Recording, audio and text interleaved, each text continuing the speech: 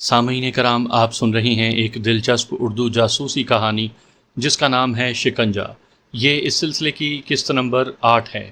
مجھے امید ہے آپ کو میری یہ کاوش پسند آ رہی ہوگی۔ آپ نے اگر ابھی تک میرا چینل کہانی گھر سبسکرائب نہیں کیا تو ابھی میرے چینل کو سبسکرائب کر کے بیل نوٹیفیکیشن آن کر لیجئے تاکہ آنے والی ہر نئی کہانی کی اطلاع بر وقت آپ تک پہنچ سکے۔ برآمدے کے کونے سے آنے والی قدموں کی آہٹ نے پھر اسے چوکنا کر دیا اور وہ ادھر متوجہ ہو گیا۔ اس مرتبہ آنے والا اکیلا تھا اور اس نے کھانے کی ایک ٹرے بھی اٹھا رکھی تھی۔ قریب آنے پر اس کی شکل اختر کو کچھ جانی پہچانی دکھائی دی اور اسے فوراً یاد آ گیا کہ یہ تو وہی صوبیدار تھا جو 5-6 سال پہلے اس کے علاقے میں ڈیوٹی کرتا رہا اور جس نے ان کے گھر کے قریباً ہر فرد کو تھانے کا منہ دکھایا تھا۔ تم نے مجھے پہچان تو لیا ہوگا، صوبیدار نے کھانے کی ٹرے سلاخوں کے نیچے موجود خلا سے اندر داخل کرتے ہوئے کہا۔ اپنے اچانک جاگ اٹھنے والے ضمیر کے ہاتھوں بے چین چودھری اختر نے صرف اسبات میں سر ہلا دیا۔ جس طرح کا جرم تم نے کیا ہے، اگر میرے بس میں ہو تو تمہیں میدان میں گاڑ کر تم پہ کتے چھوڑ دوں، لیکن افسران کے حکم نے ہمارے ہاتھ باندھ رکھے ہیں۔ بے غیرت انسان، لعنت ہے تیرے مسلمان ہونے یا کسی مسلمان کے گھر پہ جنم لینے پر۔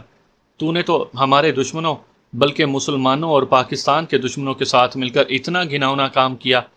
اختر، اگر تیرے باپ کو بھی تیرے اس جرم کا پتہ لگے تو وہ تجھے اپنا تخم تسلیم کرنے سے انکار کر دے گا۔ جب تجھے پھانسی لگے گی نا تو تیری لاش وصول کرنے والا بھی کوئی نہیں ہوگا۔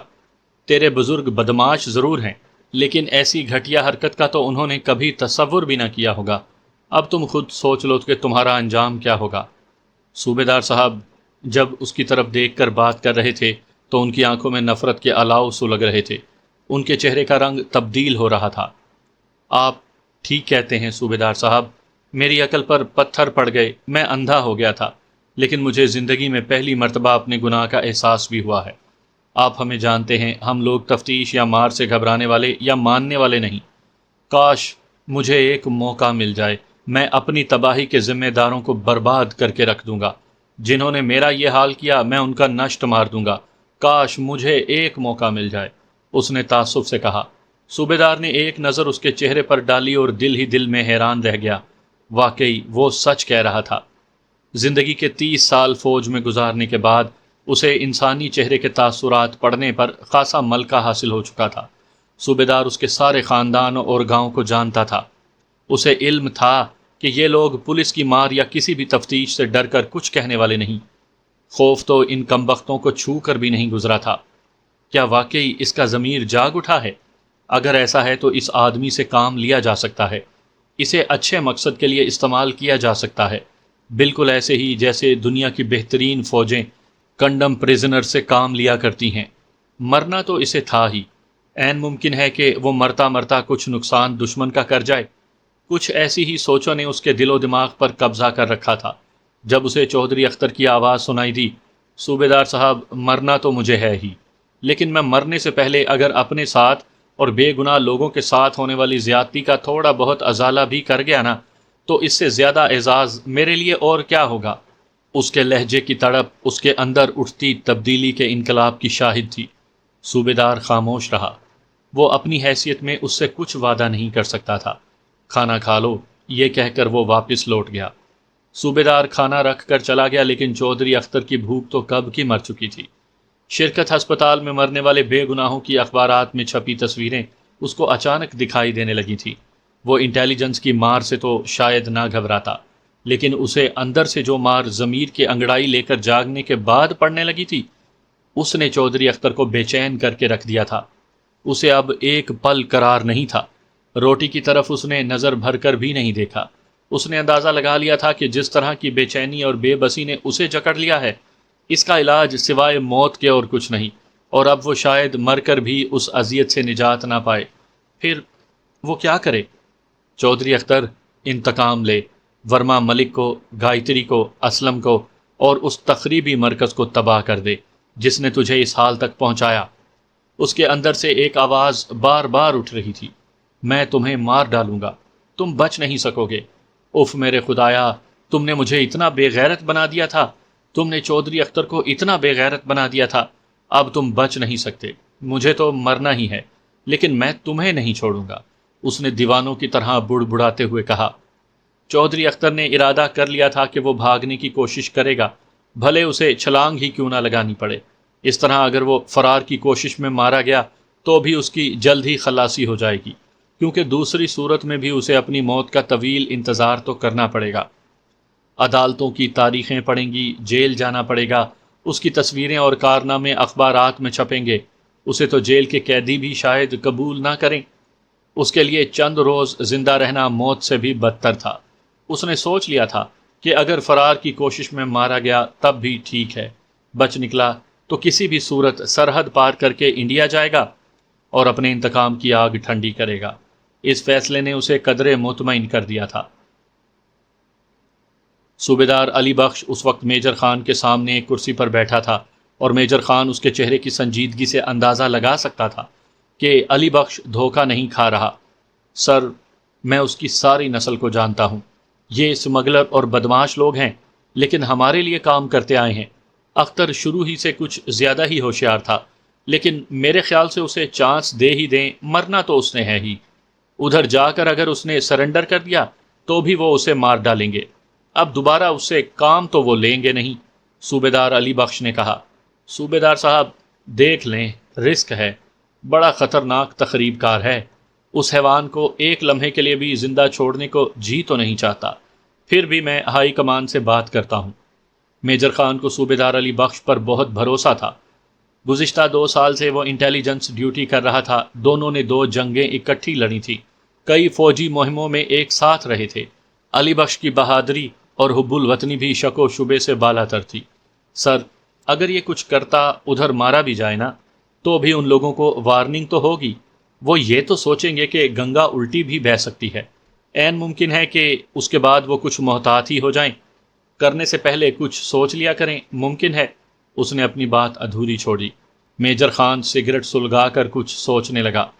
چند منٹ کی ذہنی کشمکش کے بعد اس نے فیصلہ کر لیا کہ کرنل صاحب سے بات کر کے دیکھ لے، حتمی فیصلہ تو اوپر ہی ہوتا ہے، عین ممکن ہے کہ اس میں کوئی بہتری کا پہلو نکل آئے۔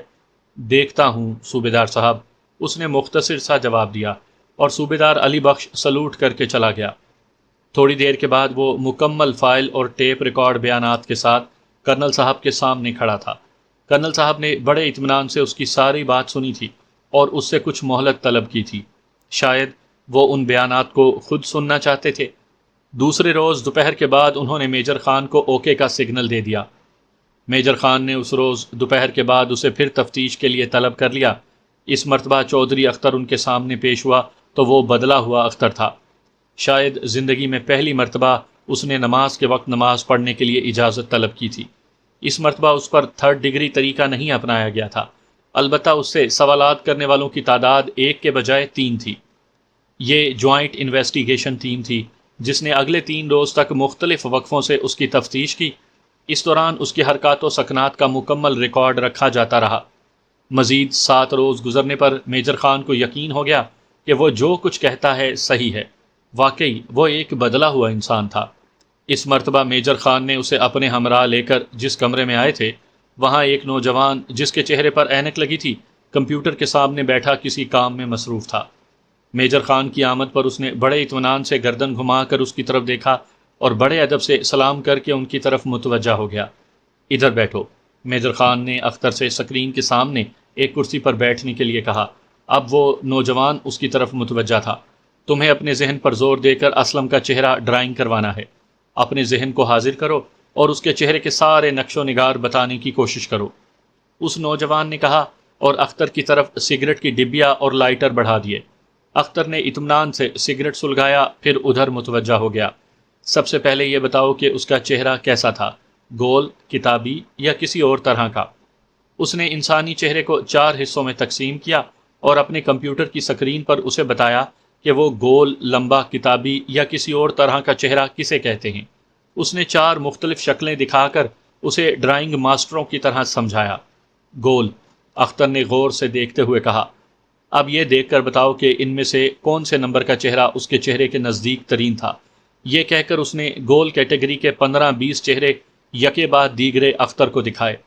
اختر نے بڑی سوچ بچار کے بعد ایک چہرے پر اطمینان ظاہر کیا۔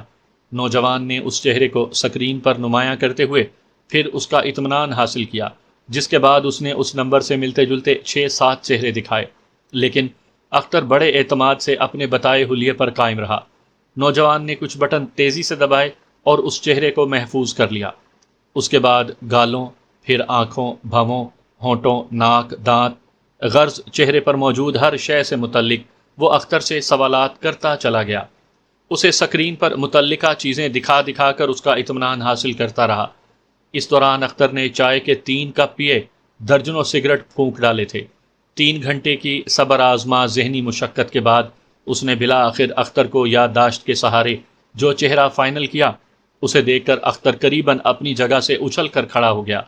اس چہرے کی حیرت انگیز مماثلت اسلم کے ساتھ تھی۔ صرف 19-20 کا فرق ہوگا جناب، بالکل یہی تھا، بالکل یہی، اختر کے منہ سے بے ساختہ نکلا۔ وہ تحسین بھری نظروں سے اس نوجوان کی طرف دیکھ رہا تھا۔ تھینک یو جینٹلمین، شکریہ، ویل ڈن۔ میجر خان نے اس کی طرف گرم جوشی سے ہاتھ ملاتے ہوئے مبارکباد دی اور اختر کے ساتھ باہر آ گیا۔ اس کے کمرے میں پہنچنے تک اس چہرے کے 10-12 پرنٹ اس کی میز پر موجود تھے، اب انہیں اگلی مہم سر کرنی تھی۔ اختر کو اس سیف ہاؤس پر چھوڑ کر وہ اپنے 2 ماتحتوں کے ساتھ ہیڈ کوارٹر کی طرف جا رہا تھا۔ وہ لوگ صبح کی فلائٹ سے گئے اور دوپہر کو اپنی منزل پر پہنچ گئے۔ آفس کے اس سیکشن میں جہاں اختر اور اسلم کی ملاقات سے 10 دن پہلے اور بعد میں بھارت سے آنے والے مسافروں کی ان تصویروں کا ریکارڈ موجود تھا جو وہ ویزے کے درخواست کے ساتھ ہائی کمیشن میں دیا کرتے تھے، اور ان کے دونوں ماتحت بیٹھ گئے۔ انہوں نے یہاں اس دورانیے میں آنے والوں کی ہزاروں تصاویر کی چھان پھٹک کی اور 10 گھنٹے کی جان توڑ محنت کے بعد گوہر مقصود حاصل کر لیا۔ اپنے پاس موجود پرنٹ سے ملتی جلتی 3 تصویروں کے پرنٹ انہوں نے حاصل کیے۔ ان کے مکمل کوائف اور پاکستان میں ان کے قیام والی جگہوں کی تفصیلات درج کرنے کے بعد وہ فتح کے نشے سے سرشار اپنے ٹھکانے کی طرف جا رہے تھے۔ اس مسلسل بھاگ دوڑ اور ذہنی کثرت نے گو کہ انہیں تھکا دیا تھا، لیکن وہ اس طرح تھک کر بیٹھنے والے نہیں تھے۔ میجر خان نے اس امکان کو کبھی نظر انداز نہیں کیا تھا کہ جس شخص کا نام اختر نے اسلم بتایا ہے اور جو ایک طرح سے اس کا ہینڈلر تھا، عین ممکن ہے کہ وہ پاکستانی باشندہ نہ ہو، عین ممکن ہے کہ اس کا تعلق بھارت سے رہا ہو۔ اسے علم تھا کہ راز زیادہ تر کام بھارتی مسلمانوں ہی سے لیتی ہے، اور انہیں پاکستان میں موجود اپنے سورسز سے ملاقات کے وقت اپنی مقامی شناخت قائم رکھنے کی تربیت دی جاتی ہے، تاکہ سورس کو یہ علم نہ ہو سکے کہ اس کا ہینڈلر مقامی ہے یا غیر مقامی۔ اپنے ٹھکانے پر پہنچ کر اس نے علل صبح اختر کو طلب کیا، جو ابھی نماز سے فارغ ہوا تھا اور اب قرآن پاک پڑھنے کی کوشش کر رہا تھا۔ اس نے یکے بعد دیگرے 3 تصویریں اس کے سامنے رکھ دیں اور اختر نے ایک لمحے کا توقف کیے بغیر انور کی تصویر اٹھا لی۔ تمہیں یقین ہے کہ یہ وہی اسلم ہے؟ میجر خان نے خوشی سے پھولے نہ سماتے ہوئے دریافت کیا۔ 100%، چودھری اختر نے بڑے اعتماد سے کہا۔ ٹھیک ہے، میجر خان نے کہا اور اسے اپنے کمرے کی طرف روانہ کر دیا۔ اب تصویر کے مکمل کوائف اس کے سامنے تھے۔ اس نوجوان کا نام انور اور پاکستان میں داخلے کی تاریخ ان کے اندازوں کے عین مطابق تھی۔ انہیں بات کا تو یقین تھا کہ انور اپنا کام مکمل کر کے جا چکا ہوگا، لیکن کوئی ایسا کلو ضرور ہاتھ لگ سکتا تھا جس سے وہ اس تک پہنچ جاتے۔ میجر خان نے یہ مہم انسپیکٹر ملک کو سونپی تھی، جس پر اسے بے پناہ اعتماد تھا۔ ان کے پاس وقت کم تھا اور معاملات کی سنگینی کا احساس بھی ملک کو بخوبی تھا۔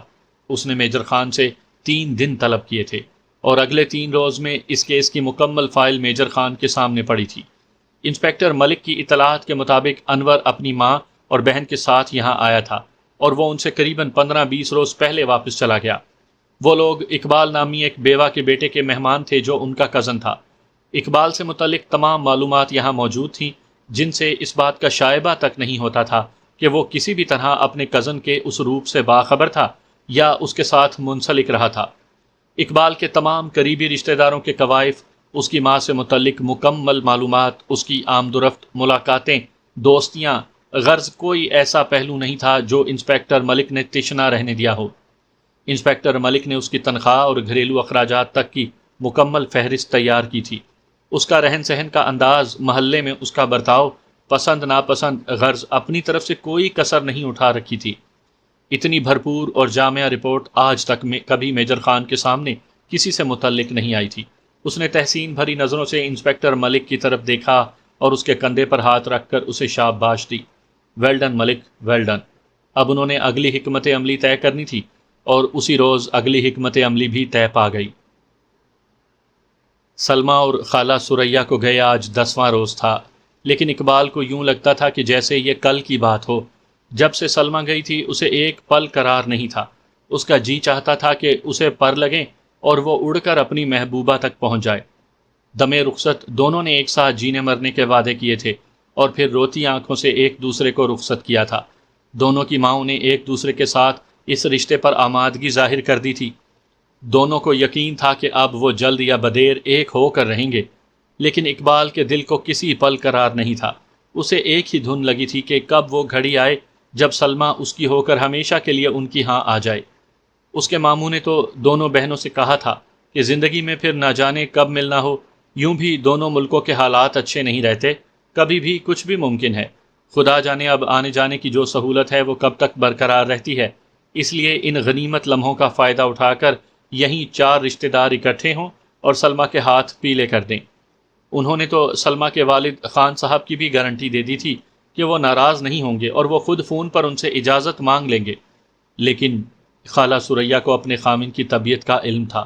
وہ جانتی تھیں کہ اس طرح ممکن ہے وہ اجازت تو دے دیں، لیکن دل میں ایک گانٹھ سی ہمیشہ کے لیے بندھ جائے گی۔ پھر سلمیٰ کو انہوں نے بڑے ہی لاڈ پیار سے بالکل بیٹوں کی طرح پالا تھا۔ ضرور ان کا دل چاہتا ہوگا کہ اپنے دل کے ارمان پورے کر کے ہی بیٹی رخصت کریں۔ سب سے بڑھ کر خالہ ثریا کا میکا تھا۔ وہ بڑے خاندانی پٹھان تھے، کسی بھی بات پر ناراض ہونے کے حقوق انہوں نے ہمیشہ اپنے پاس رکھے ہوئے تھے، اور خالہ ثریا طبیعتاً ایسی تھیں کہ کبھی ایک پل کے لیے بھی اگر خان صاحب کے ماتھے پر تیوری بھی آ جاتی تو ان کا دل بیٹھنے لگتا۔ خان صاحب نے اپنی خاندانی روایت کو ٹھوکر مار کر خالہ ثریا سے شادی کی تھی۔ انہوں نے اس شادی کی بھاری قیمت ادا کی تھی۔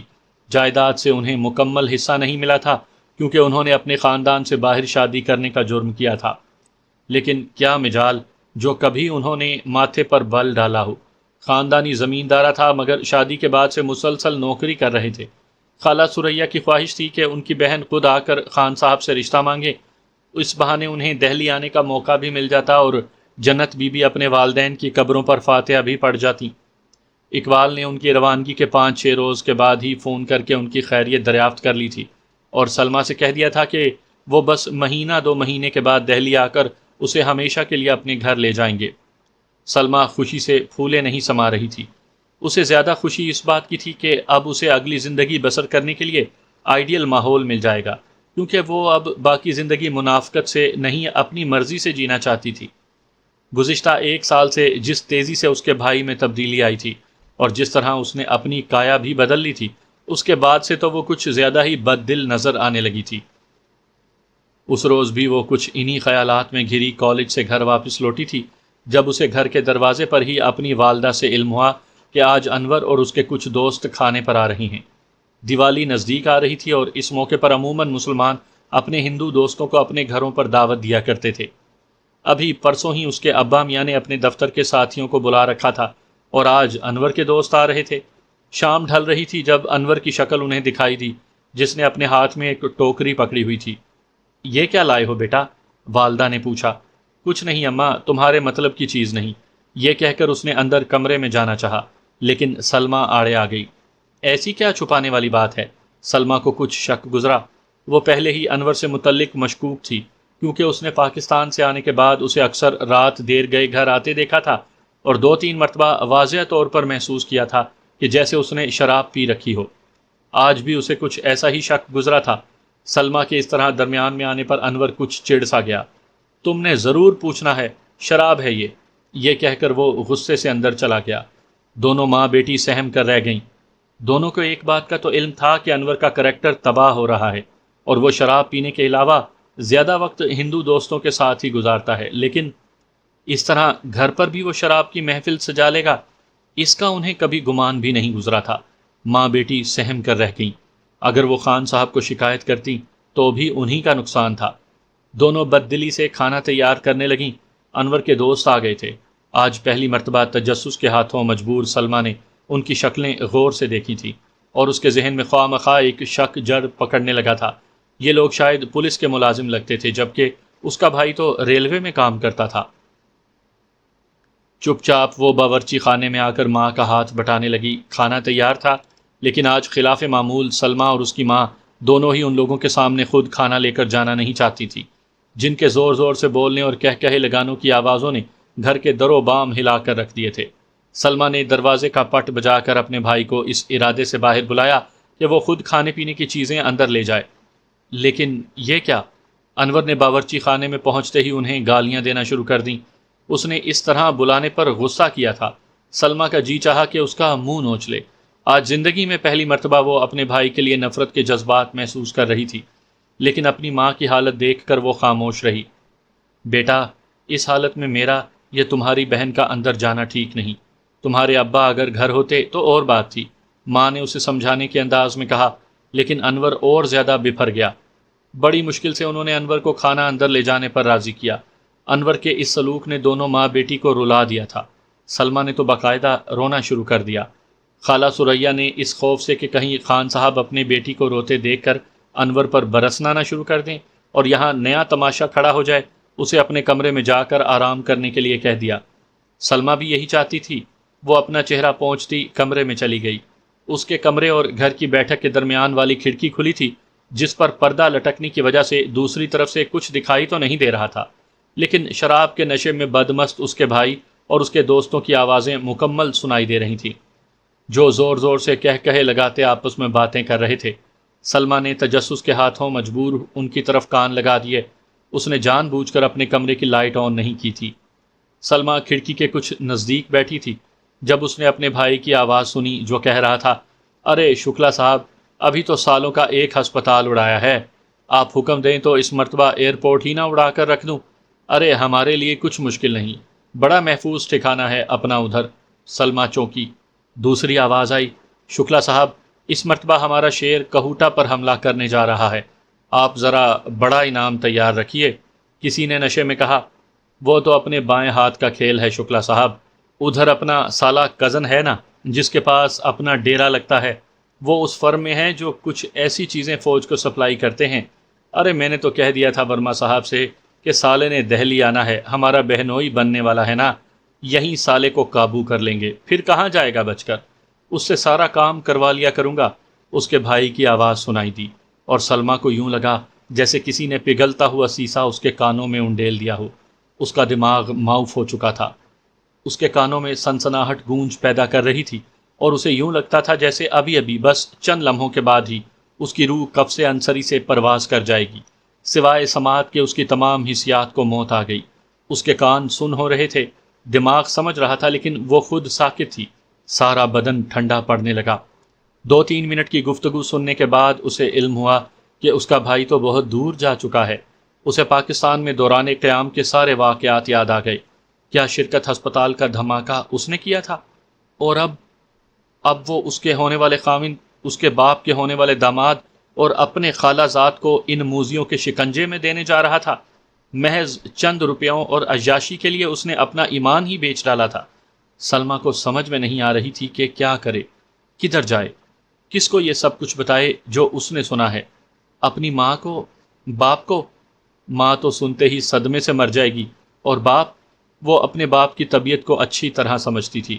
اگر اس کے باپ کو اپنے بیٹے کے کرتوت کا علم ہوا تو وہ اسے گولی مار کر خودکشی کر لیں گے۔ اس کا باپ باغیرت انسان تھا، خدا جانے اس کا بھائی کیسے اتنا بے غیرت بن گیا تھا۔ کیا کرے، کیا کرے؟ اس کا سر پھٹنے کو آ رہا تھا۔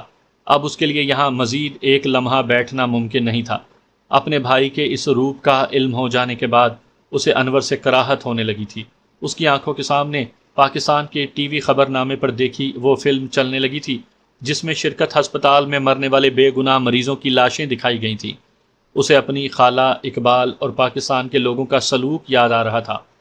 انہوں نے ان سب کو کتنی عزت دی تھی، کتنا مان دیا تھا، ان کی خدمت دن رات نوکروں کی طرح کرتے رہے تھے۔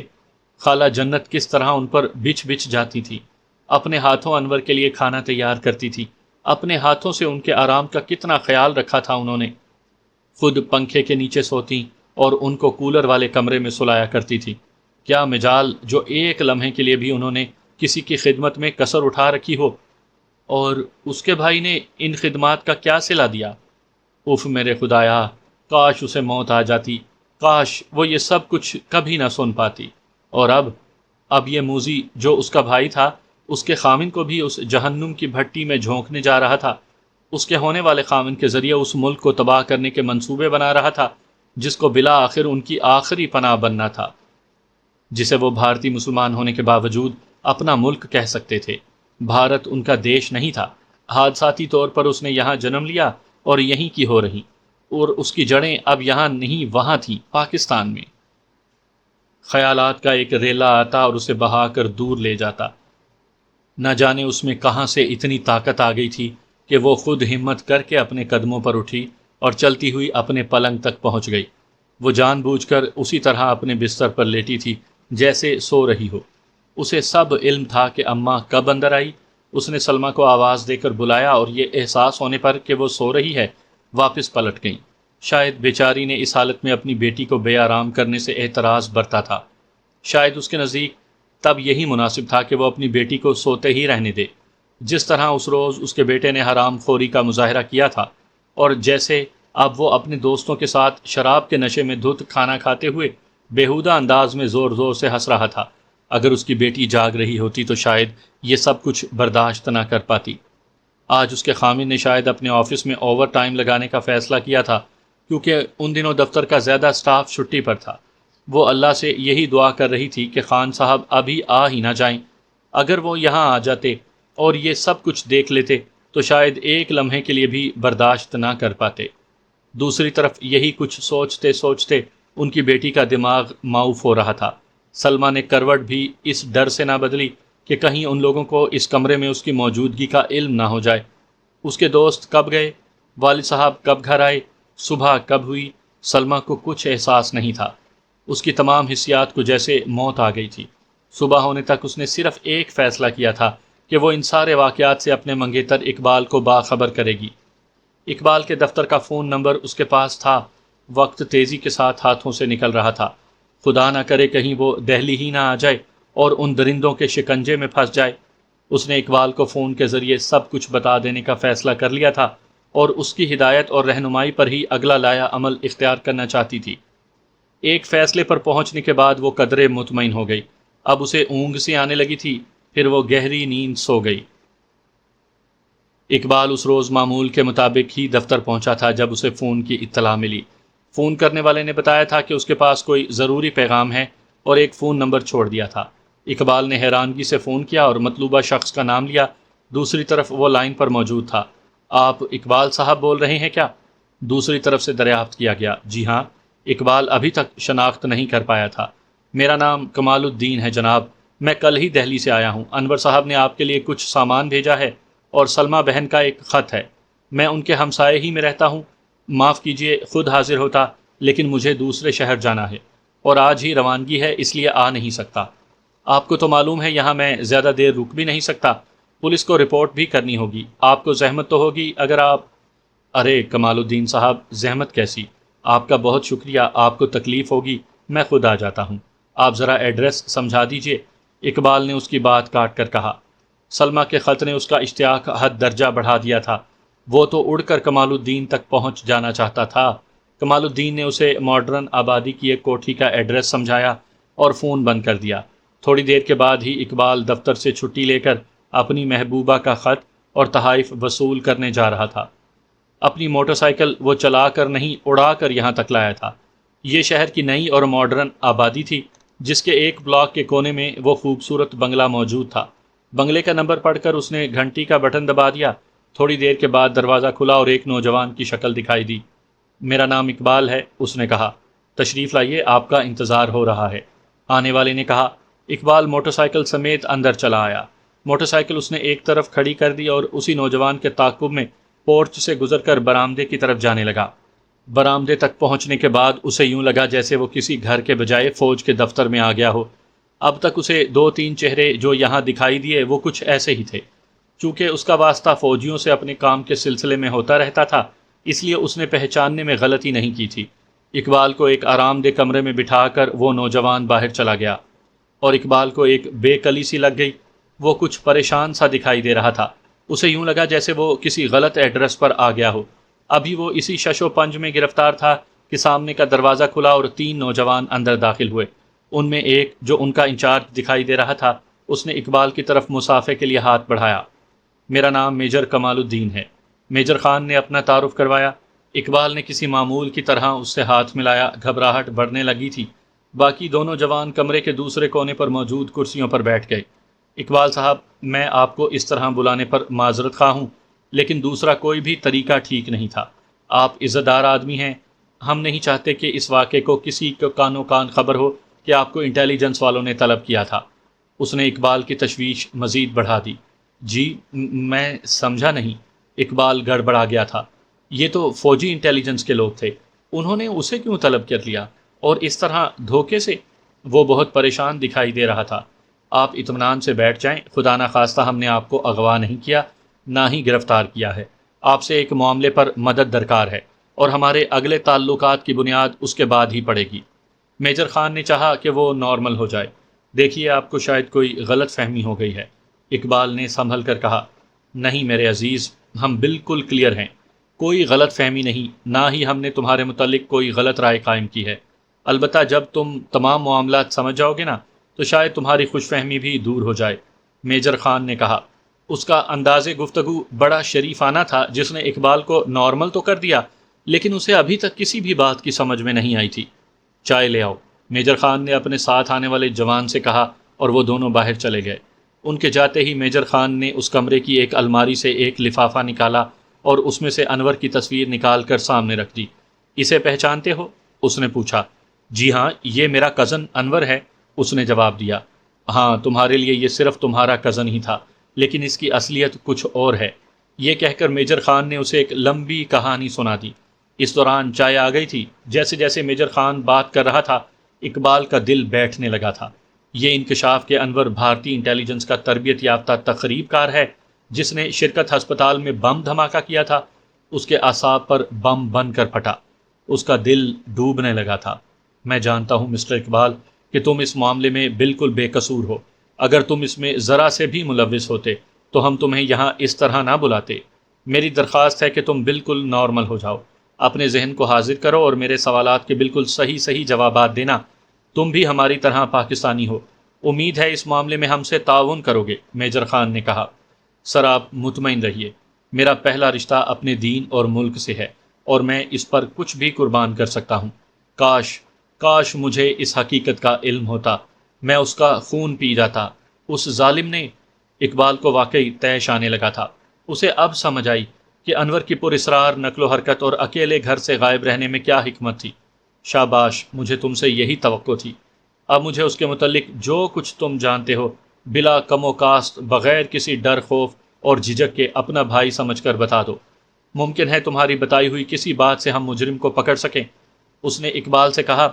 اقبال نے چائے کا گھونٹ حلق میں انڈیلا اور انور کے لیے اپنے دل میں پیدا ہونے والے نفرت اور حقارت کے جذبات کے ساتھ میجر خان سے مخاطب ہوا۔ پوچھئے، میں اپنے علم کی حد تک ہر بات بتاؤں گا۔ میجر خان نے اس سے پہلا سوال ہی انور کی آمد سے متعلق کیا تھا اور اس نے بغیر کوئی لگی لپٹی رکھے اسے بتا دیا تھا کہ کس طرح اس نے اپنے ایک جاننے والے کی مدد سے ان لوگوں کو کسٹم کے بغیر نکال لیا تھا۔ اس کے بعد اس نے انور کے گھر سے اکثر غائب رہنے سے روانگی تک سارے واقعات ایک ایک کر کے بیان کر دیے، جس میں انور کی وہ گفتگو بھی شامل تھی جو اس نے اقبال سے اس کی نوکری سے متعلق کی تھی۔ 3 گھنٹے تک وہ خندہ پیشانی سے میجر خان کے سوالات کے تفصیلی جوابات دیتا رہا۔ اس دوران میجر خان نے انور کے مختصر قیام کی ایک ایک تفصیل جان لی تھی اور اس نتیجے پر پہنچ چکا تھا کہ اس وحشی نے اپنے قریبی رشتہ داروں کے گھر کو بطور سیف ہاؤس استعمال کیا ہے۔ دونوں نے کھانا اکٹھے کھایا تھا۔ اقبال کے دل پر کوئی بوجھ نہیں تھا اور میجر خان کو اندازہ ہو رہا تھا کہ یہ نوجوان ضرورت سے زیادہ ہی محب وطن ہے۔ اگر اس کا بس چلتا تو وہ انور کو دہلی جا کر قتل کر آتا۔ دیکھو برادر، اس بات میں کوئی شک نہیں کہ تم اس کی اصلیت سے بالکل لا علم تھے، لیکن یہ بھی حقیقت ہے کہ اس کا قیام یہاں رہا۔ مجھے تم سے کچھ گلا نہیں، اگر میں بھی تمہاری جگہ ہوتا تو یہی کرتا۔ اب ہم نے اس درندے کو قابو کرنا ہے جس میں تمہاری مدد کی ضرورت ہوگی، میجر خان نے کہا۔ میں دل و جان سے حاضر ہوں، آپ کہیں تو۔ انہیں اس کی ضرورت نہیں، تم بہرحال ایک مسلمان پاکستانی ہو اور تمہاری ہونے والی بیوی بھی اس کی ذمہ دار نہیں۔ ہم یہ بھی نہیں چاہیں گے کہ تم خواہ مخواہ کسی مصیبت میں پڑ جاؤ۔ ایک پلان ہے میرے پاس، اگر اس پر عمل ہو جائے تو مجھے امید ہے وہ ضرور قابو آ جائے گا۔ میجر خان نے اس کی بات کاٹ کر کہا، اور اس نے اقبال کو سمجھانا شروع کیا۔ میں حاضر ہوں سر، جیسے آپ کہیں۔ ساری بات سمجھنے کے بعد اقبال نے اس کی ہاں میں ہاں ملائی، اور اب وہ منصوبے کے پہلے مرحلے پر عمل کرنے جا رہا تھا۔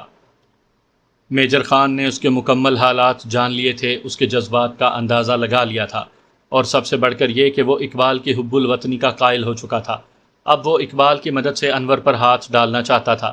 اس نے اندھیرے میں تیر چلانے کا فیصلہ کیا تھا۔ اگر نشانے پر لگ جاتا تو کامیابی حاصل ہو جاتی، بصورت دیگر ان کا کوئی نقصان نہیں ہو رہا تھا۔ حالات جوں کہ توں ہی چل رہے تھے۔ اس نے انور سے وہ فون نمبر لے کر جہاں وہ اپنی خالہ سے بات کر سکتا تھا، اپنے پاس موجود انٹرنیشنل لائن کے ذریعے نمبر ملا کر اسے ایک خاص ہدایت کے ساتھ فون پکڑا دیا تھا۔ یہ خالہ سریا کے گھر سے منسلک ایک پی پی نمبر تھا۔ یہ بھی مسلمان گھرانہ تھا۔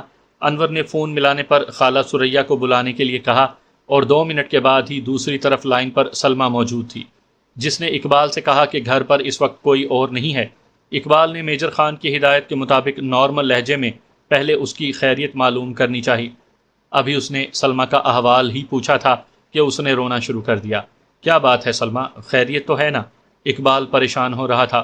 اقبال، ہمیں انور نے برباد کر دیا، میں تم سے خود بات کرتی ہوں، یہ نمبر ٹھیک نہیں۔ اس نے یہ بات بہت آہستگی سے کی تھی۔ دوسری طرف اس سے منسلک ایکسٹینشن فون کانوں سے لگائے میجر خان بھی اس فکرے پر چونک پڑا۔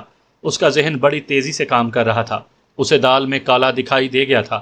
دوسرے ہی لمحے اس نے ایک پرچی لکھ کر اقبال کے سامنے رکھ دی، جس پر ہدایت درج تھی کہ سلمہ سے اس نمبر پر فون بات کر کے ابھی تمہارے ساتھ بات کرنے کے لیے کہے، اور اس نے روتی ہوئی سلمہ کو اس نمبر پر بات کرنے کے لیے کہا۔ سلمہ نے اگلے آدھے گھنٹے میں فون کرنے کا وعدہ کیا، کیونکہ وہ ایک پرائیویٹ پی سی او سے بات کرنا چاہتی تھی۔ ایسے غیر قانونی پی سی او پاکستان کی طرح بھارت کے بڑے بڑے شہروں میں بھی قائم تھے، اور سلمہ کو علم تھا کہ اس طرح سے غیر قانونی پی سی او سے کروائی جانے والی کالز کا ریکارڈز نہیں رکھے جاتے۔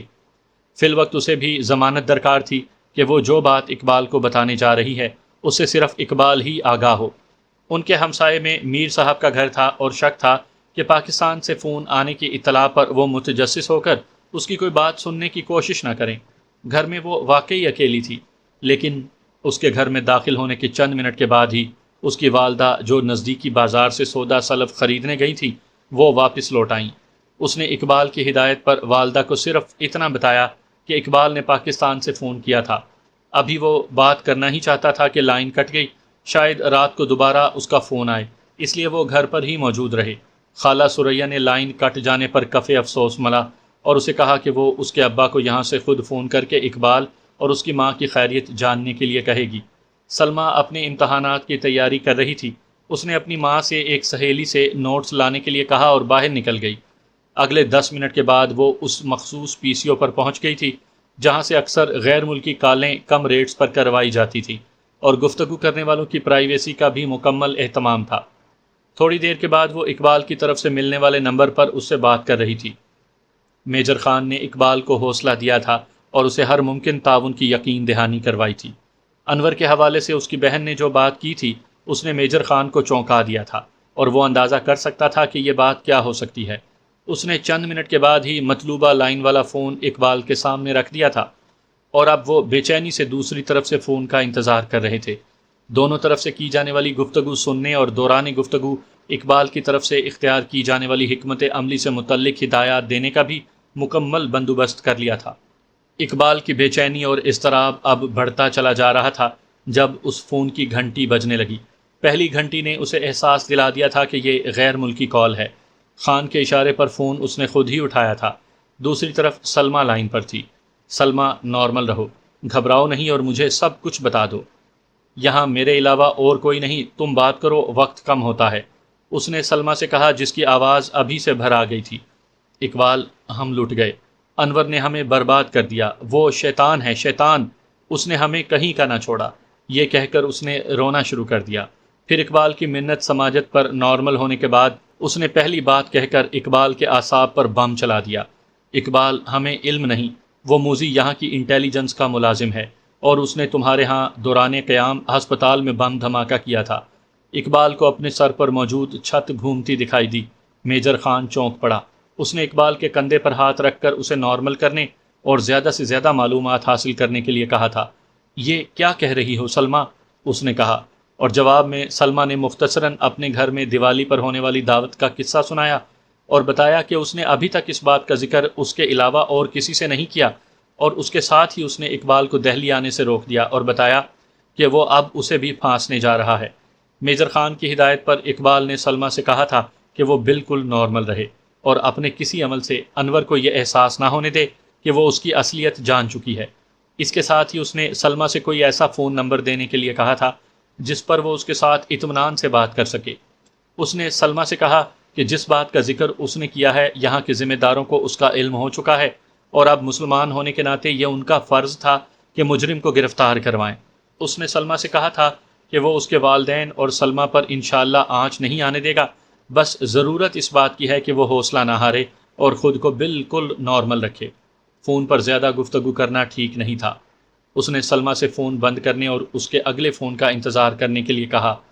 سلمیٰ جس پرائیویٹ کال آفس سے فون کر رہی تھی اس کا مالک ایک بوڑھا اور ہمدرد سکھ تھا۔ یہاں اکثر مسلمان لڑکے لڑکیاں مڈل ایسٹ اور پاکستان میں اپنے منگیتروں کو فون کرنے آیا کرتے تھے اور عموماً وہ رو کر ہی جاتے تھے۔ اس نے ان بیچاروں سے بڑی ہمدردی کی تھی۔ سلمیٰ خاصے فاصلے سے بات کر رہی تھی۔ سردار جی نے ان لوگوں کی پرائیویسی کے احترام میں یہاں 2 کیبنز بنا رکھے تھے جن میں بند ہو کر وہ بات کیا کرتے تھے۔ اسے سلمیٰ کی آواز تو سنائی نہیں دے رہی تھی لیکن اس کے آنسو ضرور دکھائی دے رہے تھے۔ جب وہ بل ادا کرنے آئی تو اس کی آنکھوں میں نمی بھی موجود تھی۔ سردار جی کو بیچاروں پر بہت رحم آ رہا تھا۔ کتنے پیسے ہوئے؟ سلمیٰ نے اپنی چھوٹے سے بٹوے میں ہاتھ ڈال کر پوچھا۔ بیٹی تو جتنے جی چاہے دے دے۔ کتنے پیسے ہیں تیرے پاس؟ سردار صاحب کا دل بھر آیا۔ اسے سلمیٰ بالکل اپنی بیٹی کی طرح مظلوم دکھائی دے رہی تھی جس کا منگیتر اسے چھوڑ کر امریکہ بھاگ گیا تھا۔ انکل آپ کی مہربانی پھر بھی بتا دیجئے کتنے منٹ ہوئے؟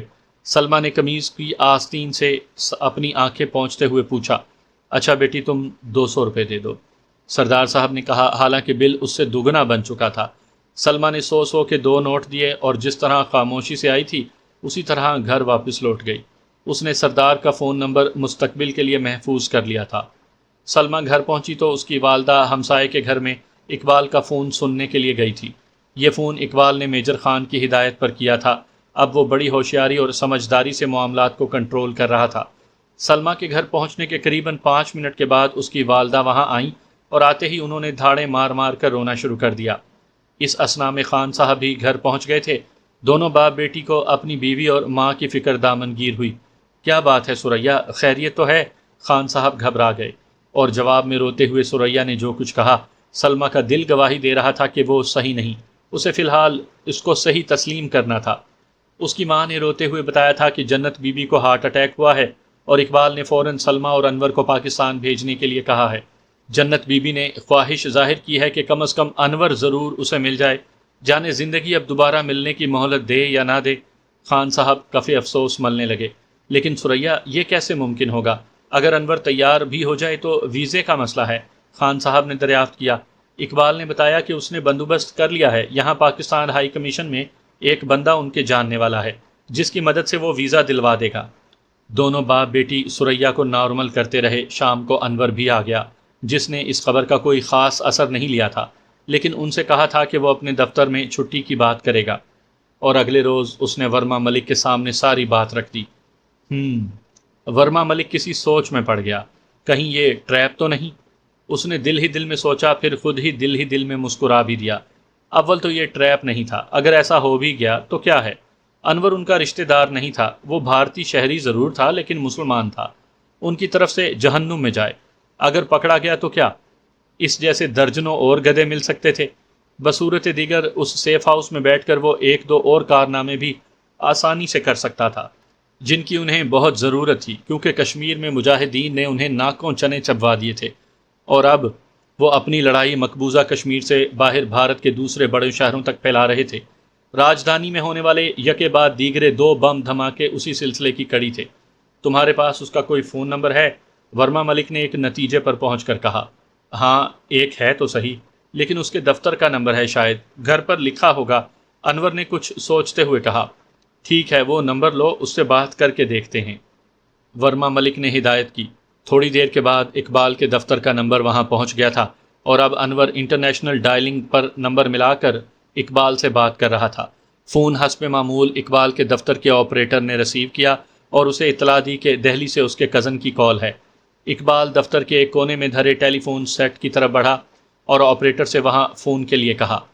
اس کی اور میجر خان کی توقعات کے عین مطابق فون آیا تھا اور اس نے اب میجر خان کی ہدایت پر عمل کرنا تھا۔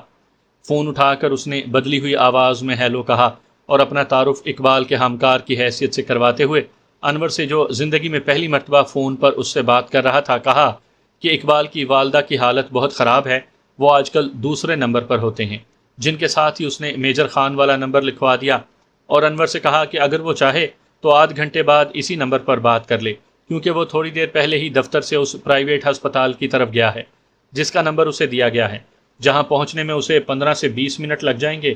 بصورت دیگر وہ اس سے کل صبح بات کر لے، وہ لوگ اقبال کو یہاں بلا لیں گے۔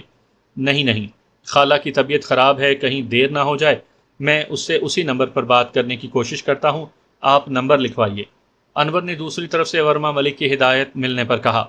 نمبر لکھ کر اس نے شکریہ ادا کرنے کے بعد فون کاٹ دیا۔ دوسرے ہی لمحے اقبال میجر خان سے اس کے موبائل فون پر بات کر رہا تھا، جس نے اسے شاباش دے کر فوراً اس کوٹھی پر پہنچنے کی ہدایت کی تھی، اور اگلے 15 منٹ کے بعد وہ اس ٹیلی فون نمبر کے سامنے بیٹھا تھا جو اس نے انور کو لکھوایا تھا۔ شاباش، میجر خان نے اس کا کندھا تھپ تھپا کر اسے داد دی۔ اقبال توقعات سے بڑھ کر تعاون کر رہا تھا۔ قریباً پون گھنٹے کے بعد فون کی گھنٹی بجی۔ یہ کال دہلی سے آئی تھی۔ دوسری طرف جیسے ہی لائن ملی، انور اور ورما ملک کے کانوں میں ایک سریلی آواز گونجی، خان ہسپتال۔ ورما ملک نے اثبات میں سر ہلایا۔ جی، ہمیں اقبال صاحب سے بات کرنی ہے، ادھر سے کہا گیا۔ وہ جن کی والدہ کو ہارٹ کی پرابلم ہے؟ لڑکی نے استفسار کیا۔ جی ہاں، دوسری طرف سے انور سے کہا۔ ابھی لیجئے۔ او بیچاری غریب عورت، بہت خراب حالت اس کی، لیکن یہ لڑکا بہت ہمت والا ہے، بہت ہمت والا، ہولڈ آن پلیز۔ اور دوسرے ہی لمحے کال اقبال کو منتقل ہو چکی تھی۔